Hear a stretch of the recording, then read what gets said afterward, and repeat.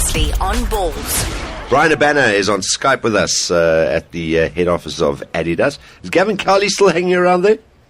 Yeah, Gavin Cowley definitely still hanging around, Darren. I think the company's come a long way with him, yes. So I just saw him floating about at lunch a while earlier, so yep. Oh, he's been there for ages. Yes. Well, thanks for joining us this afternoon. And now let's clear that up right up front. What is the situation? Because everyone's talking about your 100th game, but apparently it's 101? It is apparently 101. I think there was a bit of miscommunication and malfunction in terms of the stats. I actually got asked by Addy and the guys at Western Province a couple of weeks ago, about halfway through tour, exactly what game is 101. And as a rugby player, I'm probably a lot more worried about the on-field stats. So I actually had no idea where I was, and somewhere there was just a bit of miscommunication between the stats guys and a couple of guys there. So yeah, it was 100 last week, and according to SuperSport, it apparently was on the TV screens last week. So, well, at least I can say I won my 100th Super Rugby game and playing my 101 against the Tars this weekend. Yeah, but you didn't run out first, though. Yeah, I don't even think I would have run out first this weekend, Darren, to be honest. Oh, is it?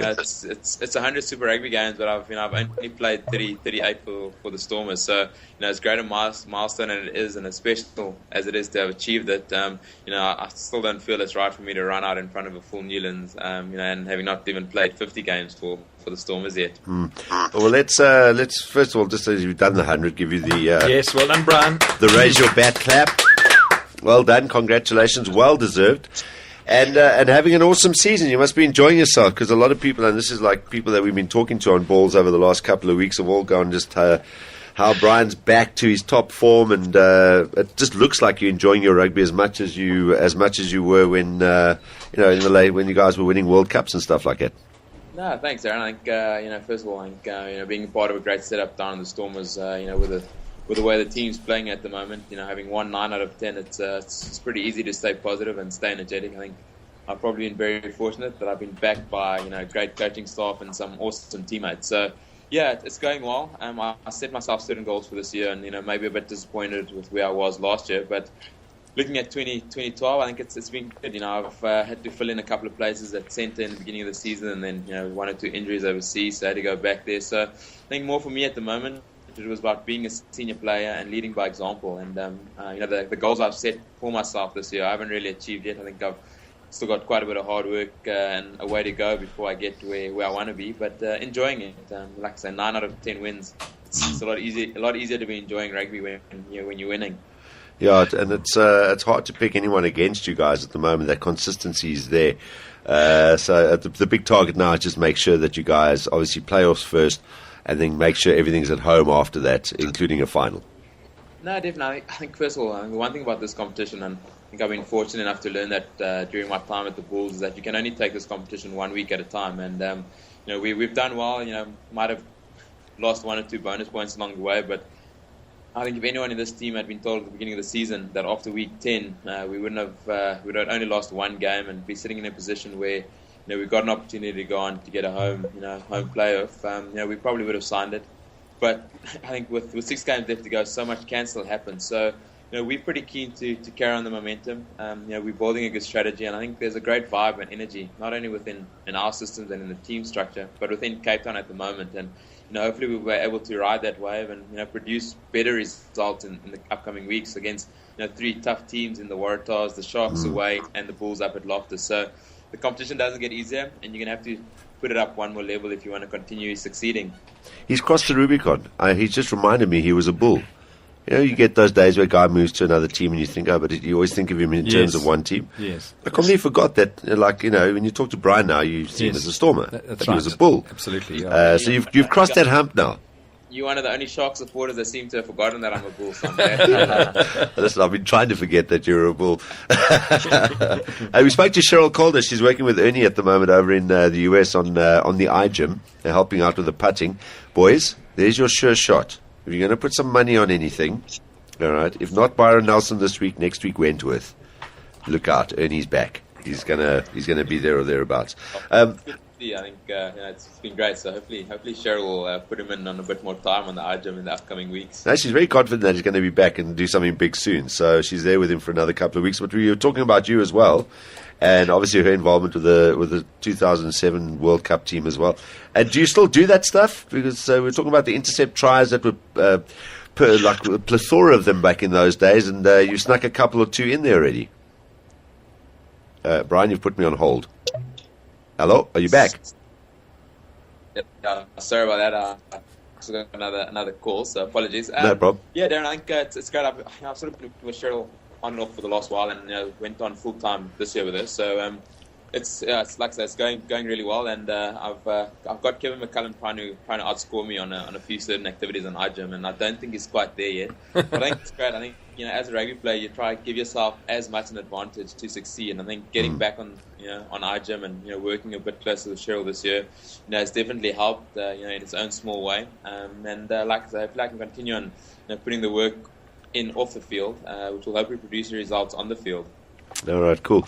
We're going to ask you before we let you go, because I see people are like, he's the only guy who gets calls queuing up on Skype, other than us, obviously. So we're going to ask you quickly run through the predictions for. Hey, what's that?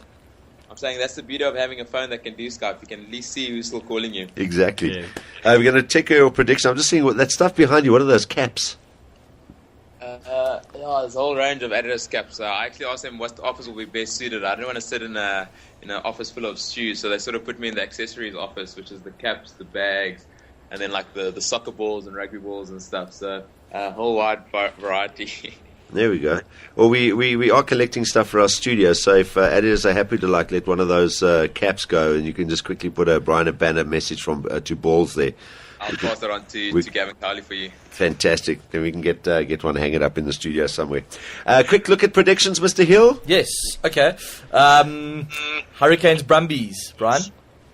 Yeah, where's the game been playing? In Wellington. In Wellington. Jeez, I think Jake's got a good thing going, and I think the Hurricanes are sort of showing signs. But if I had to go with form at the moment, I think the Hurricanes, would probably take that one down in Wellington. Margin. No, it doesn't. That's doesn't hard. matter about this point. It's about winning in the competition. Yeah. So we'll go 1 point. Okay. No, it's for the Super Brew punters, Brian. Nice. It's not for me. I'm not a Super Rugby punter. I think guys have been asking me every week on Twitter how many tries I'm going to score, so it's been a bit difficult to answer them. Okay, all right. Highlanders, Bulls. Yeah, I think the Bulls are playing some good rugby. Having analysed the game against the Waratahs last week in preparation for our game, they really took the game to them. And the Highlanders are sort of struggling with a couple of injuries at the moment. So if guys like Morné Steyn and Francois Hougaard get it right again with a forward pack, the Bulls have got a couple of guys coming back. Probably go for the Bulls. Yeah. Just on them, by the way, are you, as a former Bull, are you surprised at how well they've kind of rebuilt a side with some of those big names that disappeared last year, guys that you played with, 7 of them leaving, and they're there and thereabouts again this year with that new crop of guys? It's very quick, eh? I wouldn't say, and the team belief within the Bulls, having been there, they would have known before the season that happening that they were going to stand a chance, and they would have put a lot of hard yards in. So, am I surprised? I think not really. They got some talented youngsters, and the way Morné Steyn's been playing this season, is absolutely fantastic. They're scoring lots of tries, which is great to see. Not only for the Bulls but for South African rugby. So, am I surprised? No, I think the Bulls are a team that never say die, and they've shown that in the last 10 weeks. So, I think they're only going to get stronger. Unfortunately, scary. So it's as the season goes on, they generally tend to get stronger and better. So, not going to be ideal, maybe from a Stormers point of view, but I think it's good to see them doing well. I think it means well for South Africa when the South African teams are doing well in the Super Rugby competition, especially with the England series and looming in a couple of weeks. Cool. Simon, other games? Crusaders, Blues. Yeah, I think the Crusaders, after their loss against the Rebels, will definitely be looking to bounce back. Dan Carter back in the pivotal role of number 10. So I think Richie back, and I think there'll be enough experience there to see them overcome the blue side that are struggling, unfortunately, at the moment. Reds, Lions. Come on, the Lions. I think being a Joburg boy, I'm going to say the Lions gonna do something special this weekend. I'm hoping they do something special, but I think it's going to be tough. The Reds have been showing in the last 2 weeks, and Quade Cooper coming back, so I'll definitely be supporting the Lions, but I think it's going to go the Reds' way. Cheetahs Sharks. Ooh, local derbies. Looking at our game last week, I might even call a draw up in Bloemfontein. There we go. That's not Really? bad. Draw. Yeah, draw. Could be. All right, then you guys, Stormers Tars. Do we even ask? So I think it's going to be a tough one, but I think we're definitely working for a win. So definitely Stormers on that one. And then the last game on Sunday, the Force against the Rebels. I think the Rebels played some exciting rugby against the Crusaders last week, and the Force was all the off-field stuff that have been happening there have been struggling a bit, pounding against the Sharks. So my money is on the Rebels. Yeah. Do you remember last year, who was it the Rebels beat? It was one of the high-flying sides. They were also losing everything. Who was it?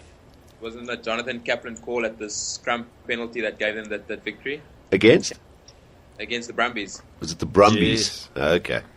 Yeah, they're just one of those sides that suddenly pops up with a bizarre result, and that Crusaders one was the one last weekend. But they do it every time. There we go. Those are your predictions. We've got our blogs featured today, Brian. It's where we get some bloggers to chat. And Tank Lanning from Front Row Grunt posed the topic today: who should be the next Bok captain and why? And I wanted to ask Brian his thoughts on that. He can't answer that. He can. He can't. Like I said, I think there's a couple of guys putting their hands up at the moment. I think for me to jump the gun and say who it is, I think likely successor a couple of months ago would have probably been Skulk Burger. Even in a way, Bismarck du Plessis playing some great rugby at the moment, and is probably likely to be in that Bok team. So I think there are a lot of candidates and a lot of guys who put their hands up. Johan de Villiers has also led the Stormers very well in a season with a lot of injuries. So I think there are a lot of candidates. I think we've also heard Heineke wanting to bring Victor back, so you got to take that into consideration. But I think going forward, I think South African rugby, whoever becomes captain, needs to support that guy as much as possible. I think in a new coach, a new era for South African rugby. So we as players, whether it be on a provincial level or on a national level, need to get behind whoever gets picked. And like I say, having befriended John Smith over the last 8 years, it's not one of the most difficult jobs, not only in South Africa but in world rugby. So whoever's tasked with that responsibility, it's quite a heavy burden to bear, not only on your professional life but on your personal life as well. So I'm hoping that whoever gets the job and whoever gets picked gets supported amicably well, not only by his fellow peers but by the whole of South Africa as well. So like I say, it's going to be tough to make a call as big as that, and unfortunately there won't be any predictions from my side. Yeah, there we go. So you don't ask, you don't get. Yeah. Well, Brian's... Medical can be. Yeah. It's like to chat to you. I was actually going through some old TV tapes the other day because we were looking for people like A.B. de Villiers. Remember that show that you, first time I think I met you was on that TV show we were doing, that late night show. Was that your first TV interview ever?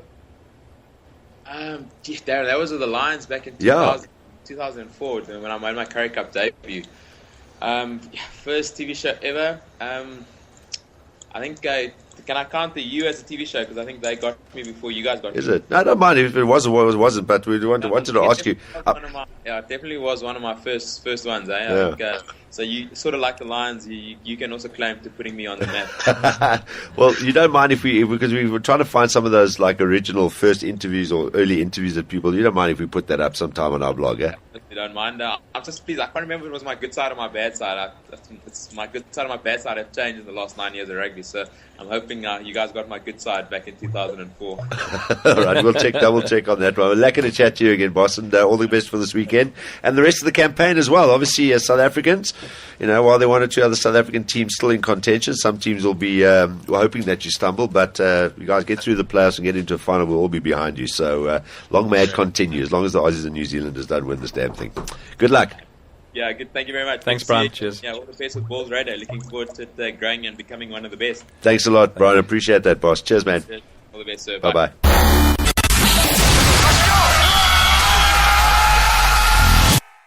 p.m. to 6 p.m. Mondays to Fridays live on ballz.co.za. Ballz.co.za.